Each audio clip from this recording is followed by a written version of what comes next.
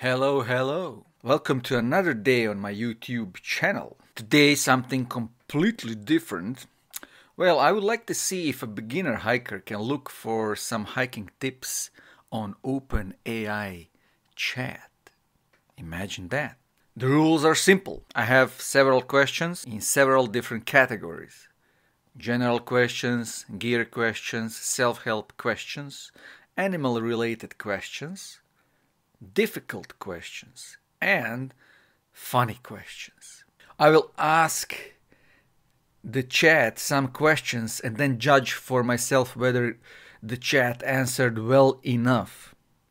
I will be the judge if that's good or not, because there's nobody else here, right? In this way, we will see if we even need YouTube hiking influencers and their videos anymore. Maybe not.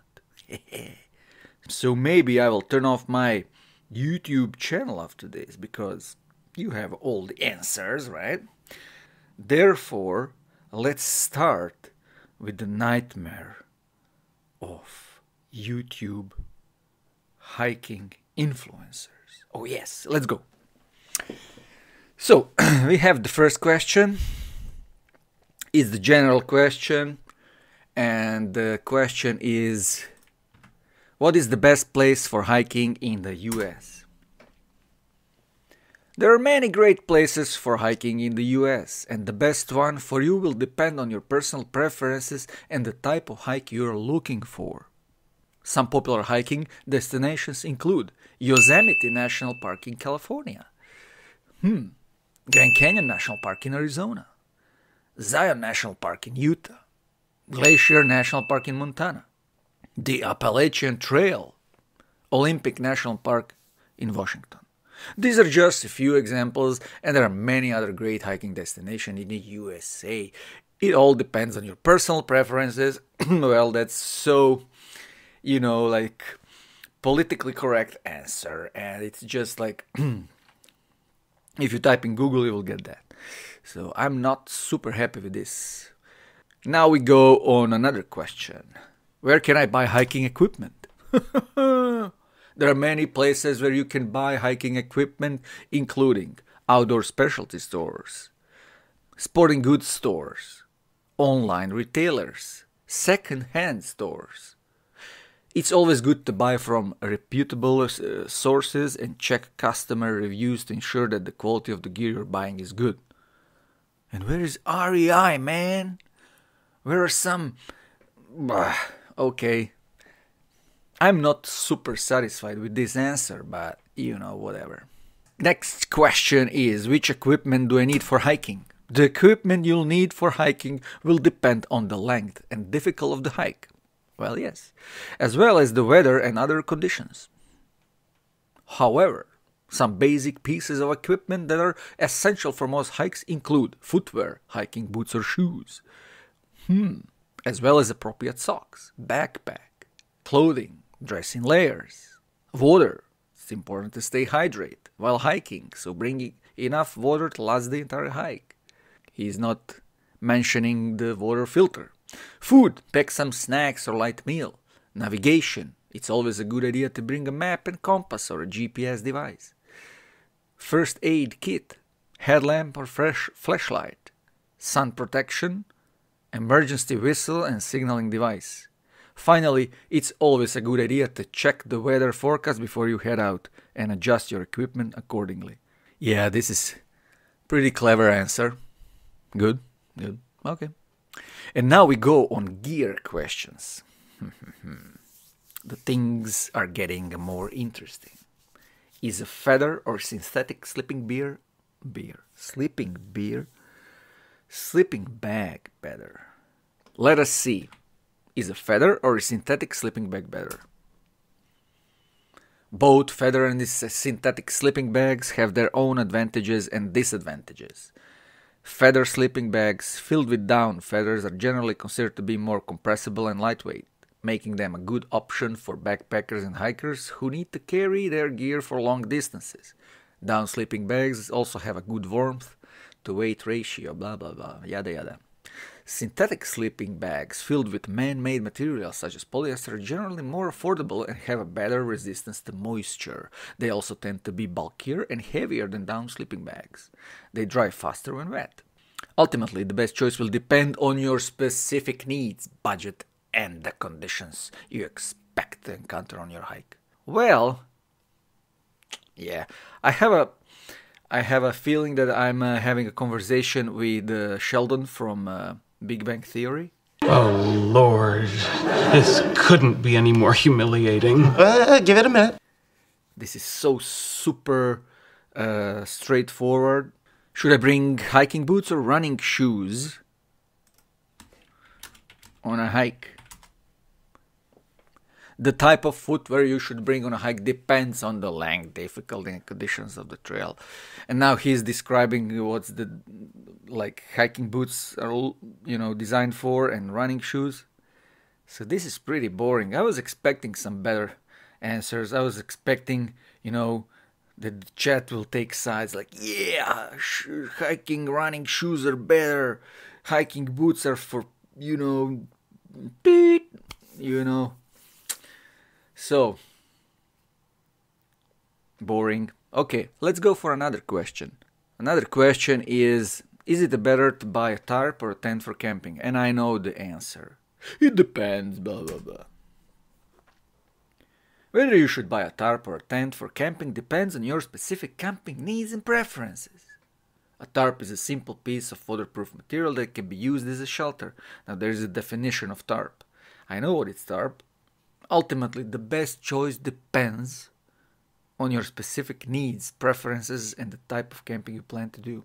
So this is a computer thinking, and it's so straightforward that I really, people are telling like the artificial intelligence will take over the world, Terminator scenario will happen, or Matrix.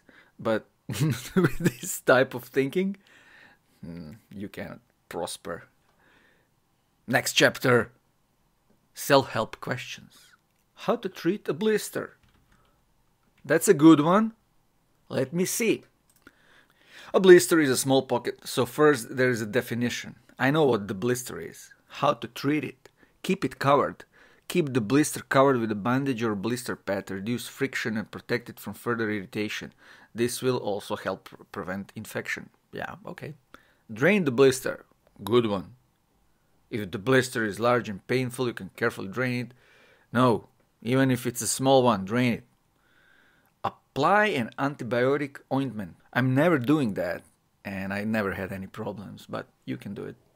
Protect the blisters with a tape, moleskin pad, or something else. Yeah, that's a good idea, but I never do that as well. Rest and elevate. Rest your feet and elevate them when possible to reduce swelling. Yeah, that's a good advice.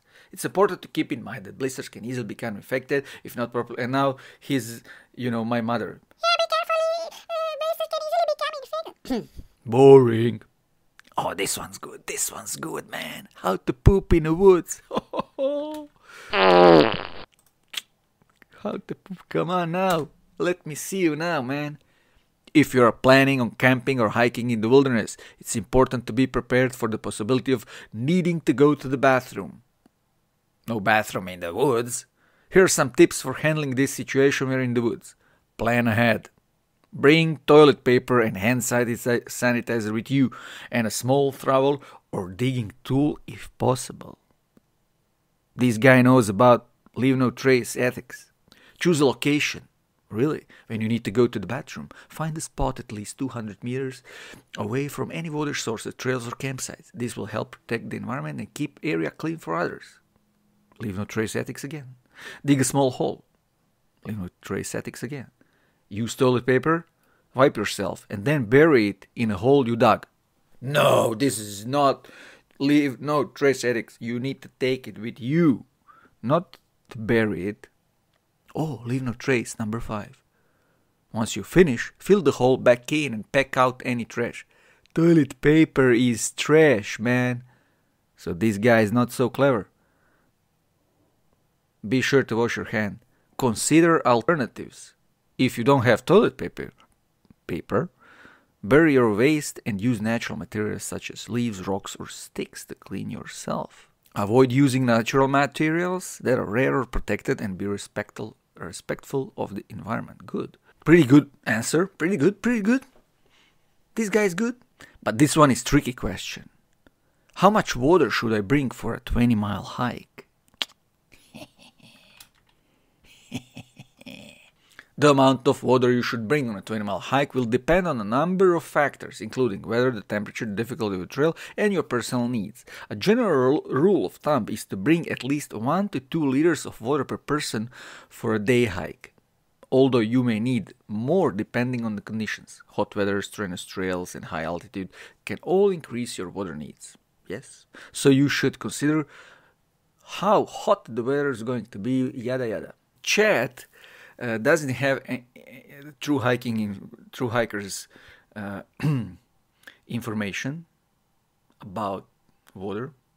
So what I know is you should take 1 liter per 5 miles if it's really hot. So he's not he doesn't know anything about it, but yeah, this is kinda okay question.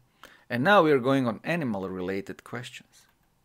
Please stay tuned and subscribe.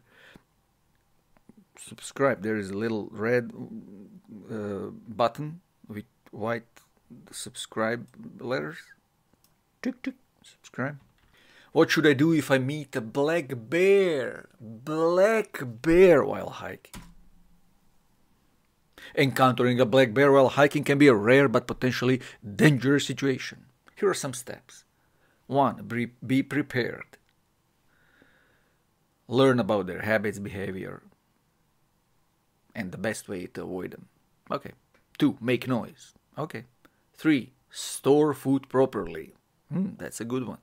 4. Carry bear spray. For black bears, probably you don't need it. 5. Bear encounter. If you encounter a bear, try to stay calm and don't run.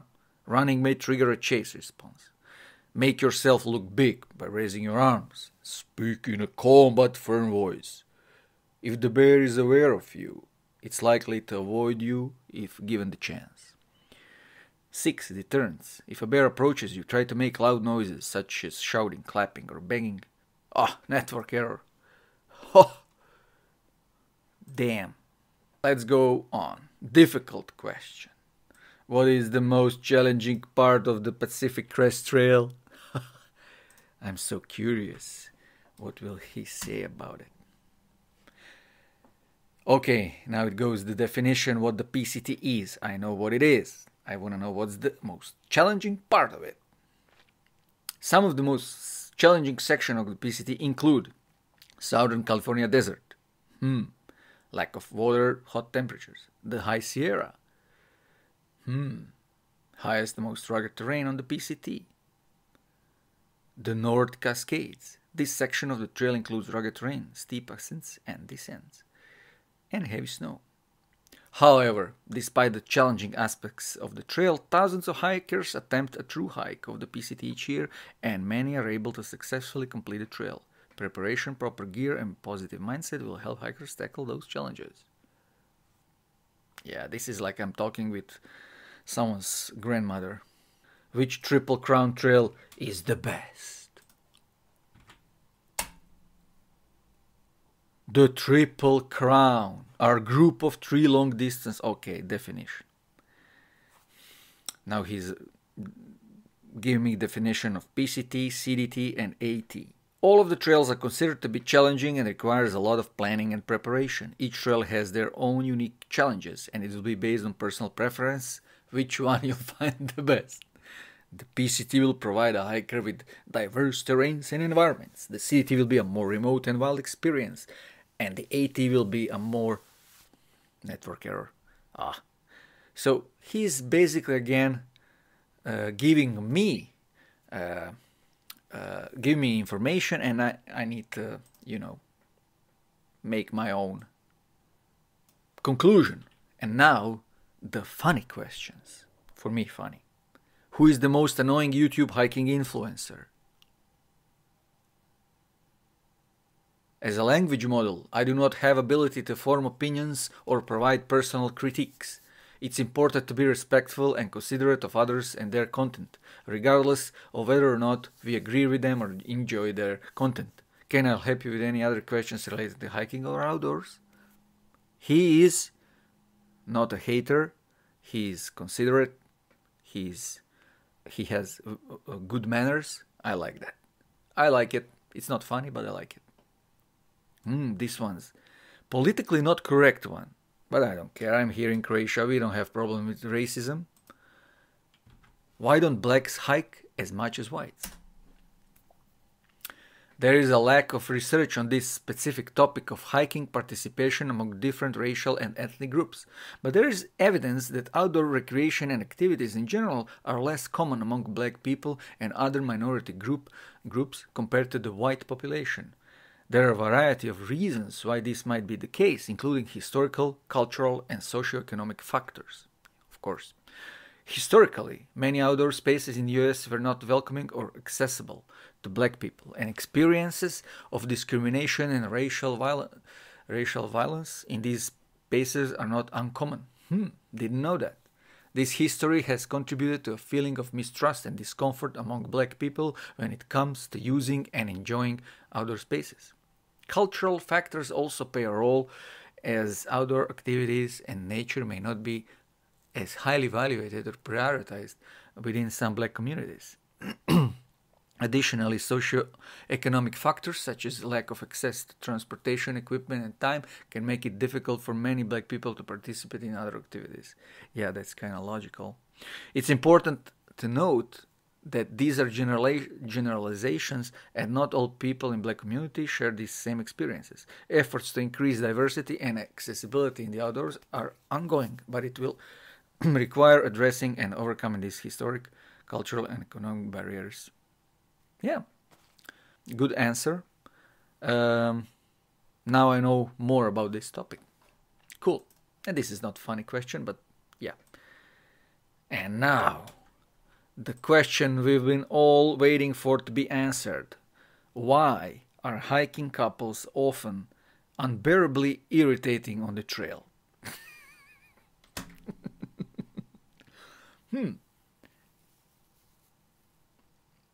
And now we have the same. Oh no. He's answering. Hiking can be a peaceful and solitary experience for some people, and encountering loud or boisterous couples can be disruptive to that experience. Oh no, network error. Bloody hell. Here we go again. I'm sorry, but I'm not sure what you mean by unbearably irritating. People may find... Network error again. But I think I know what he wants to say. That people, when are in two couples, they can be noisy, but some human traits can be fun to some people and irritating to some other people, and not all couples are like that or like this. So he's basically politically correct. He's well-mannered.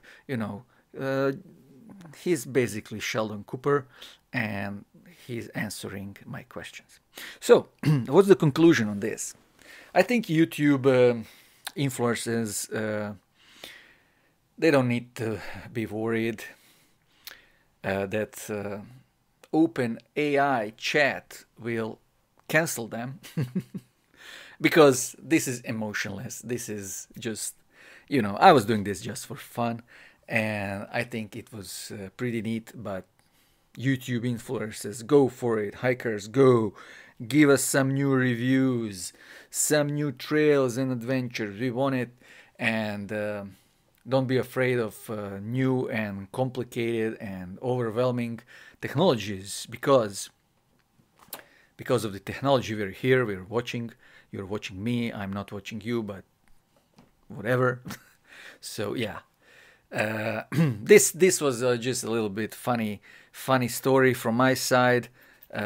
Please take care of yourself. Be good. Take care of the nature. Take care of other people. Take care of, don't be an asshole. basically. That's what I want to say. Yeah, stay cool, stay nice, and I see you next time. Subscribe and bye.